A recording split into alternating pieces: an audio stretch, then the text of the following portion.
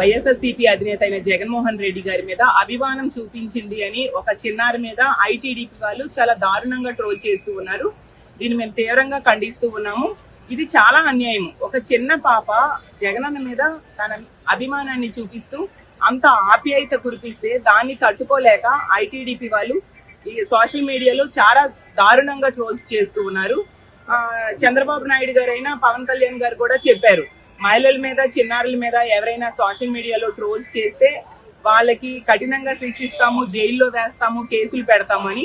మరి ఈ వ్యవహారంలో ఈ పాప మీద ట్రోల్స్ చేసిన వాళ్ళకి ఎంతమంది మీద కేసులు పెట్టారు, ఎంతమందిని జైల్లో వేశారు అని నేను అడుగుతూ ఉన్నాను.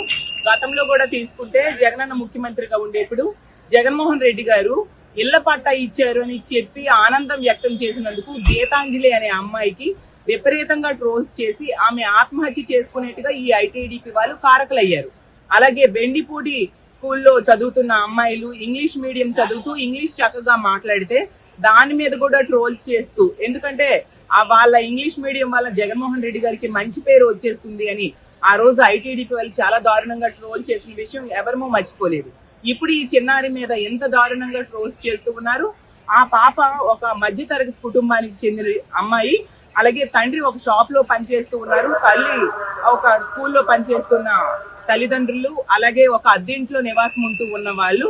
అలాంటి వాళ్ళని ఆ పాప ఏదో డిపిఎస్ స్కూల్లో చదువుతున్నట్టుగా అపార్ట్మెంట్ మొత్తం వాళ్ళదే అన్న టైప్ గా, అలాగే తల్లిని కూడా మార్చేస్తూ చాలా దారుణంగా ట్రోల్ చేశారు. దీన్ని మేము తీవ్రంగా ఖండిస్తూ ఉన్నాము. నిజంగా ఇలాంటి వాళ్ళకి కఠినంగా శిక్షించాలి. ఇలాంటి వాళ్ళకి కేసులు పెట్టి జైల్లో వేయాల్సిన అవసరం ఉంది. ఆ పాప కుటుంబానికి మా వైఎస్ఆర్ కాంగ్రెస్ పార్టీ అండగా ఉంటుంది. అలాగే డిప్యూటీ స్పీకర్ గారైన రఘురామకృష్ణరాజు గారు కూడా అంత స్థాయిలో ఉన్న వ్యక్తి, ప్రజల నుంచి ఎన్నుకోబడిన వ్యక్తి. అతను కూడా ఆ పాప గురించి చులకనగా మాట్లాడడం, వెకిలిగా మాట్లాడడం నిజంగా చాలా దారుణం. అంత స్థాయిలో ఉన్న వ్యక్తి ఇలాంటి మాటలు మాట్లాడడం అంటే అతని విజ్ఞతకే వదిలేస్తూ ఉన్నాము. కాబట్టి ఈ పాపని ట్రోల్ చేసిన వాళ్ళ మీద ఖచ్చితంగా కేసులు పెట్టాలి, వాళ్ళని జైల్లో వేయాల్సిన అవసరం ఉందని తెలియజేస్తూ సెలవు తీసుకుంటున్నాం.